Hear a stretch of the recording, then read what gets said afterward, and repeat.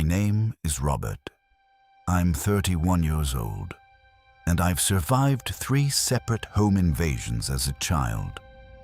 3 different times when strangers broke into my house or were already hiding inside waiting for me. 3 different occasions when I was completely vulnerable and defenseless. The scariest part isn't just that these things happened. The scariest part is that they all happened during sleepovers. They all happened when I was supposed to feel safe with my friends. If you love true scary stories about real home invasions and survival, hit like and subscribe right now. And keep listening, because the moment I realized there was a grown man hiding under my bed will stay with me for the rest of my life. I need to start with the first incident because it set the tone for everything that came after. It taught me that danger can be hiding anywhere, even in the most innocent places. I was probably around 12 years old when it happened. My best friend at the time was a kid named Joe. Joe had the coolest house in our entire neighborhood. His house was big and sprawling, but the best part was the basement. It was absolutely massive. His basement had a pool table. It had an air hockey table. It had a big circular loop that ran all the way around the perimeter of the basement space. Joe and I would ride his scooters around that loop for hours when we were on sugar rushes after eating junk food and playing video games late into the night. The best part about hanging out in Joe's basement was that his parents slept all the way upstairs. They couldn't hear anything we did down there. We could be as loud as we wanted. We could stay up as late as we wanted. The basement was like our own private world. I'll never forget the night that my mom dropped me off at Joe's house after dinner. It was the night before a holiday, so we didn't have school the next day. That meant we could stay up all night if we wanted. Joe and I were excited beyond belief. We went straight to the basement and started playing one of his new video games on his PlayStation 1. We were sitting there on the floor with the controllers in our hands, completely focused on the game, when something happened that made us both pause. The door to the laundry room in the back of the basement creaked open. It was a slow, deliberate creak, the kind of sound that makes you immediately stop what you're doing. Joe paused the game and turned around to look. Yes, the door was definitely open now. It had been closed before.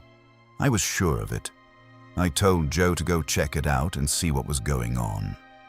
But Joe said it was fine. He said it happens sometimes. The door just swings open on its own occasionally. But I wasn't satisfied with that answer. Something about having that door open leading into a big pitch-black laundry room made me incredibly uncomfortable. There was something unsettling about not being able to see what was in there. I told Joe to go shut the door. I told him I didn't like having it open. I think he agreed because he understood that I was genuinely spooked. He got up and walked over to the laundry room door. He closed it and we went back to playing our video game. We resumed where we had left off and tried to get back into the game. After a while of playing, I got bored with sitting on the couch. I got up and grabbed Joe's scooter. I started riding it around the big loop in the basement. It was honestly a lot more fun than it sounded. I was scooting around the loop, making sharp turns, doing little tricks when something happened that made me stop dead in my tracks. There was a noise coming from the laundry room. It sounded like the sound of a laundry machine door being banged or slammed shut. It was loud and unmistakable. It wasn't the wind. It wasn't settling. It was definitely something or someone moving around in that laundry room. Joe and I didn't wait around to investigate this time. We immediately ran up the basement stairs as fast as we could. We were freaked out and we were breathing hard from the exertion and the adrenaline. Joe called his dad to come check out the laundry room. We were too scared to go back down there alone. His dad came downstairs in his pajamas, looking somewhat annoyed that we had woken him up. He opened the door to the laundry room and took a quick look inside. He only looked for about 5 seconds. Then he calmly said, "There's no one in there." He said it matter-of-factly, like he was telling us the weather forecast. No one was in the laundry room. Nothing was wrong. He turned around and went back upstairs to bed without another word. Joe and I looked at each other. We felt a little silly for being so scared. Maybe we had imagined the noise. Maybe it was something we didn't understand. Maybe it was just the house settling or pipes moving. So we went back downstairs and we continued to hang out for another hour or two. We played more video games. We ate more snacks. We tried to forget about the strange noises. Eventually, it came time to go to sleep. There were 2 couches in the basement. One was in front of the television. The other one was toward the back of the basement near the bar area. I chose to sleep on the couch toward the back of the basement. I settled into the cushions and I tried to make myself comfortable, but I didn't sleep for very long. I woke up suddenly and it was still pitch black in the basement. No light was shining through the small basement windows. It was still the middle of the night. I rubbed my eyes and sat up slowly. I had this weird feeling of being watched. You know that sensation when you can feel someone looking at you even though you can't see them? That's what I felt. I called out to Joe. I just said his name to check if he was awake. But instead of Joe responding, I heard something else. I heard and saw something moving in the darkness toward the laundry room. Then the laundry room door creaked shut. That's when it hit me. Joe was trying to scare me. He was trying to prank me. He had snuck down there and was hiding in the laundry room to jump out and scare me when I came looking for him. It was a typical prank that friends would play on each other during sleepovers. I decided I would reverse it on him and scare him instead. I tiptoed across the basement toward the laundry room door. I put my hand on the doorknob and I built up my courage. Then I yanked the door open as hard as I could and went inside screaming. I turned on the lights of the laundry room, but Joe wasn't in there. I was confused. Where could he be hiding? I knew he had to be in the room somewhere. Then I noticed something. There was a silhouette visible through the glass of the dryer machine. I walked over to it slowly and I knelt down. Someone was in the dryer machine. They were crouched up in a ball. They were folded up inside the dryer like they were hiding in the tightest possible space. You know how dryer machine doors usually have that kind of tinted glass that's hard to see through? Even though I knew there was a person in there, it took me a few seconds to understand what I was seeing. The person in the dryer machine looking back at me was not Joe. It was a grown man. A complete stranger. A man I had never seen before in my entire life. I started screaming. I screamed louder than I have ever screamed before or since. It was a primal scream of pure terror and adrenaline. I ran all the way upstairs to Joe's parents' bedroom. Everyone in the house came out from their bedrooms in response to my screaming. Joe came out of his bedroom looking confused and sleepy. I yelled that there was someone hiding in the dryer machine downstairs. Joe's dad immediately started his way down to the basement. He was moving fast. He was moving with purpose. He knew something was seriously wrong. But before he could get downstairs, somebody ran through the living room and out the front door. Joe's mum let out a scream as she saw the man run past her. Joe's dad ran outside in just his slippers, trying to catch the man, but of course, being that he was only in slippers, he didn't have a chance. The man disappeared into the night. When Joe's dad came back inside, Joe's mom had already called the police. She was on the phone giving them our address and describing what had happened. Within minutes, police cars arrived with their lights flashing. The police asked me questions. They asked me to describe the man if I could. All I could tell them was that he was wearing dark clothes. I couldn't see his face clearly because he had been inside the dryer machine. I couldn't make out any other identifying features. After the police finished their investigation and left, Joe and I slept in his bedroom. I slept on the floor with a blanket, and we kept the door locked the entire night. I barely slept at all. Every sound made me jump. Every shadow seemed threatening. Joe and I took a break from sleepovers for a while after that. We were both traumatized by what had happened. We didn't understand how a man had gotten into Joe's basement. We didn't understand what he was planning to do. We just knew that we had been in danger, and we had been lucky to survive. But that first incident wasn't the end of it. Years passed, and I thought maybe I had just been incredibly unlucky that one time. Maybe it was a freak occurrence. Maybe it would never happen again. But I was wrong. I was 13 years old when the second incident happened. It was July 2013. It was my 13th birthday, and I decided to have a sleepover party to celebrate. A bunch of my friends came over to my house. We had been to Manchester for the day, and we were coming back to my house for the sleepover. A couple of my friends had slept over at my house before, but some hadn't. I wanted to make a good impression. I wanted them to have fun and think my house was cool. We all decided to sleep downstairs in the living room that night because there wasn't enough room for everyone in my bedroom upstairs. We gathered our sleeping bags on the living room floor. We watched cheesy romantic comedies because that's what 13-year-old kids thought was funny. We ate junk food until around 1 o'clock in the morning. After our third movie, we were all getting tired, so we decided to go to sleep. We turned off the lights except for one lamp because even though we didn't like to admit it at the time, we were a little bit afraid of the dark. It's a common thing when you're a teenager to lie awake and chat after you say you're going to sleep. We were in the middle of whispering to each other about who we thought our celebrity lookalikes were when we heard it. A loud knock on the window. It cut through our conversation immediately. All of us froze.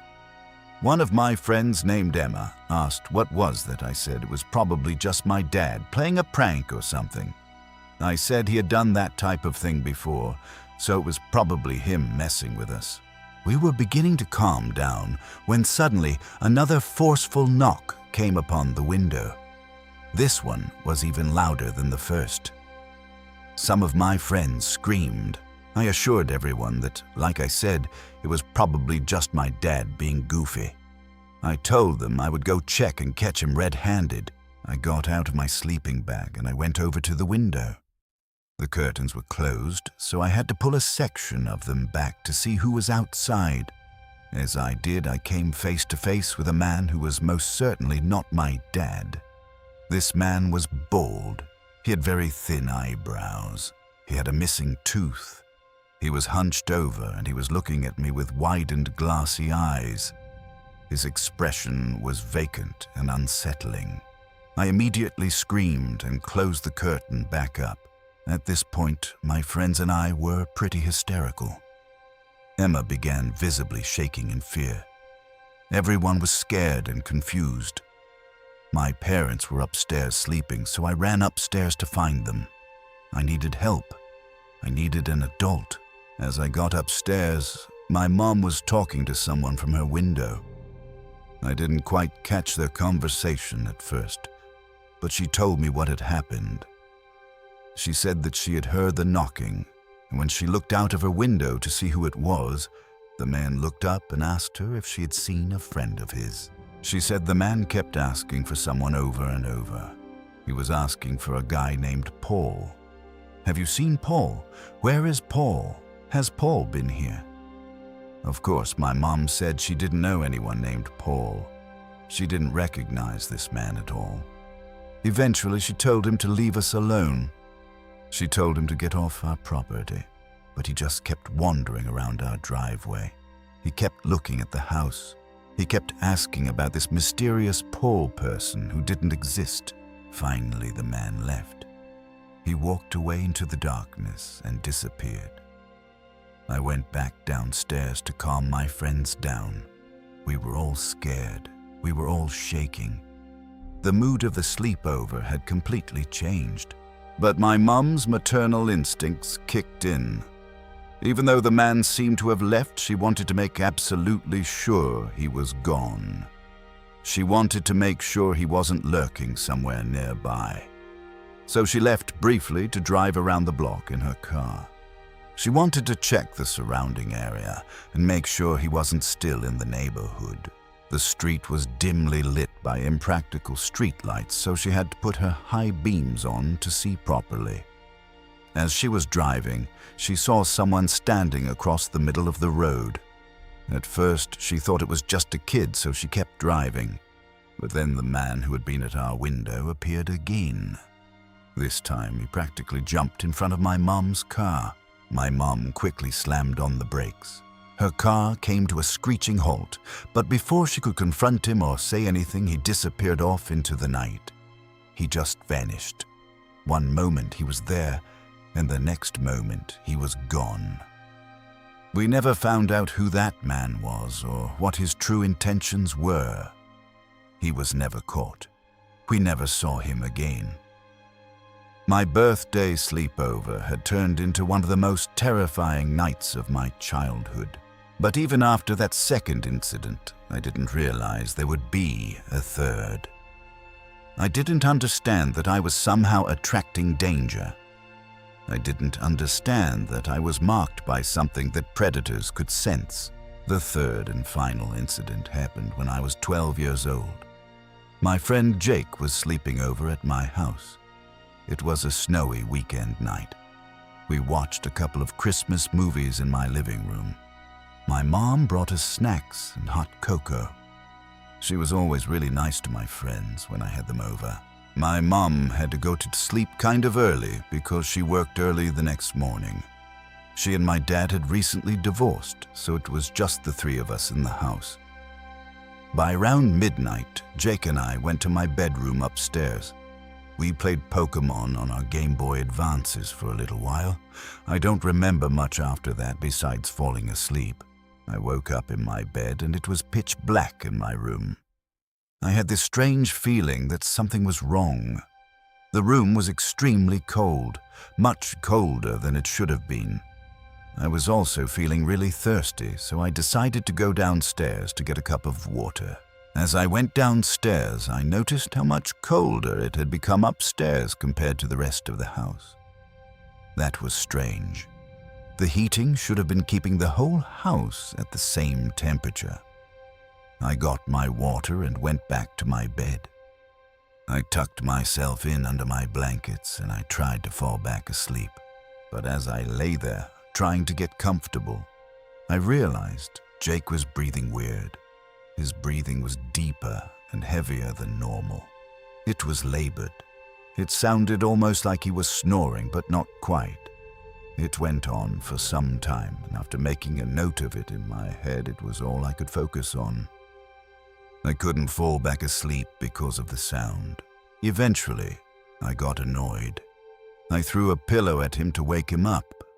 As he woke up, I told him to stop breathing so loud. He was confused as he looked up at me from his sleeping bag. He asked what I was talking about. I told him to just lower the volume of his breathing noises because he was basically snoring and keeping me awake. But then Jake shifted his focus from me to down below my bed. And then he screamed. It was a primal scream of pure fear. He crawled backwards until his back was pushing up against my dresser. I yelled at him, asking what was wrong. What had he seen? I hopped off my bed and looked down at the space underneath it. There was a middle-aged man with long hair laying underneath my bed. He was staring up at us, and he had his finger up to his lips. Shh. It was a surreal sight, to say the least. I felt like my heart was beating at 200 beats per minute. My entire body went into shock. Everything seemed to happen in slow motion. The man whispered, "I know your mom. I'm here to see her." He started crawling out from under the bed, moving toward us, slowly and deliberately. That's when everything snapped back into real time. Jake and I screamed. We screamed louder than we had ever screamed before. We ran from the room as fast as our legs could carry us. We were screaming for my mum. We were screaming that there was a man in my bedroom. We got to my mom's room and we locked her bedroom door behind us. She was immediately distressed and confused by our screams. I barely had enough time to yell that there's a man under my bed before the doorknob to my mom's room started twisting and shaking violently. The man was trying to get into the room. He was pulling on the doorknob over and over. The sounds of the doorknob failing to turn shifted to heavy, aggressive bangs at the door. He was slamming his body against the door, trying to break it down. My mom ran to her phone and called 911. She was on the phone in tears while also screaming at the man on the other side of the door to leave us alone. She was begging him to leave. She was telling him the police were coming. The man tried kicking the door in.